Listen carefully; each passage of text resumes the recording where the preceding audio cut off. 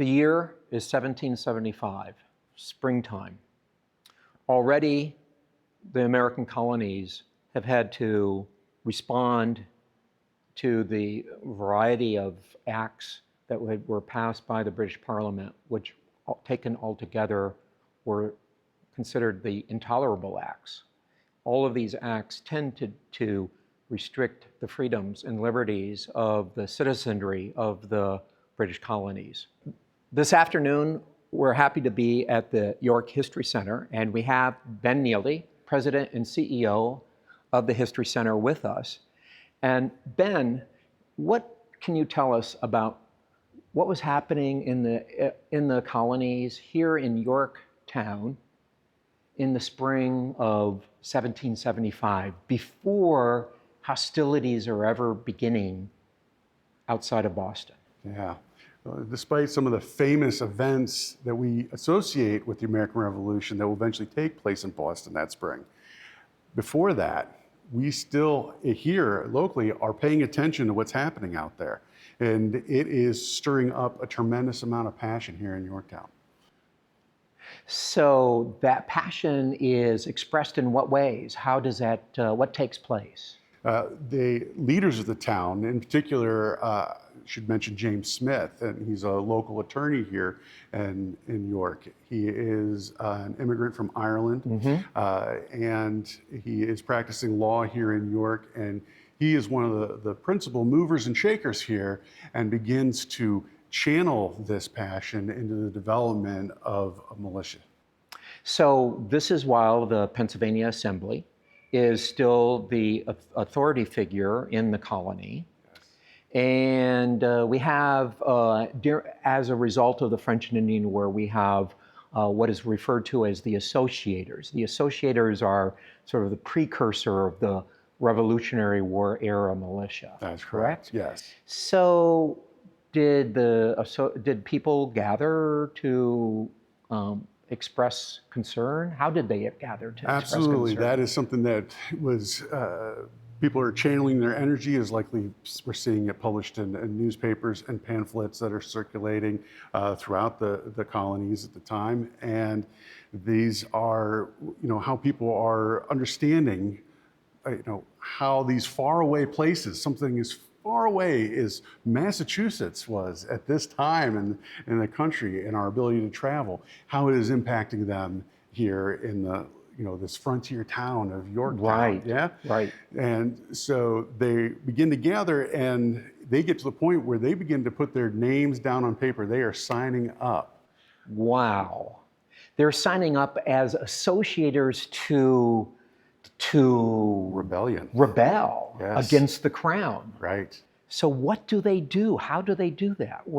How do we know this? So what we have in our collection here is a journal where they spell out exactly what they're doing, and the principal joiners commit themselves to it by writing their signature. Pen and ink. They are committing their lives to, and their reputation and their livelihood to something that was revolutionary. Absolutely. And we can only imagine if this journal were to fall into the hands of British authorities. Right. And this is actually in March of 1775. Yes. Lexington and Concord happens a month later. Right. We still haven't heard that shot around the world yet. My goodness. So then these residents, these people from across the county, put their name to pen and ink. Yes. And the shot heard around the world happens. Then what happens? Eventually, we will see them move out of York and actually deploy themselves and join the war effort. And these, to add to their amount that they're putting to this, not only do they put their lives and property on the line, their reputations are on the line, but these farmers and artisans are showing up, and you have to provide your own weapon and your own ammunition at this point. There isn't enough organization behind all of this to supply these yet. That's right. Yeah. That's right. So then this gathering, this group, which started as associators in March, but then a month or two later, by June, they gather as the York Blues, Yes, right? that's right. So tell us a little bit about the York Blues. The York Blues is going to be incorporated into the Continental Line. They will be going to, I believe, New York to join up with Washington's forces and Up begin in Boston.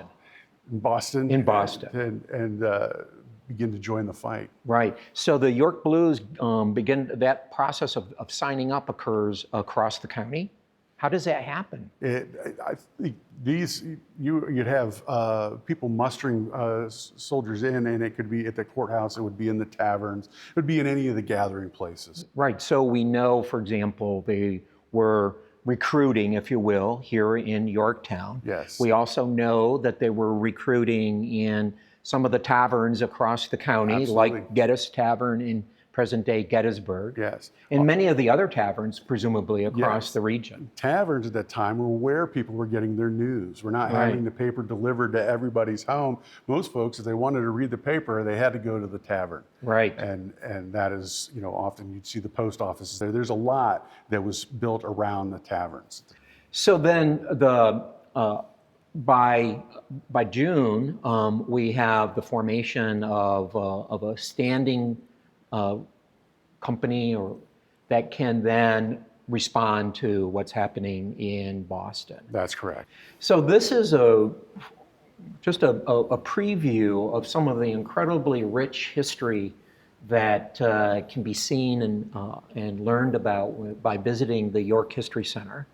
And actually even if one wishes to delve into your archives. Absolutely, yes, that is what we are here for.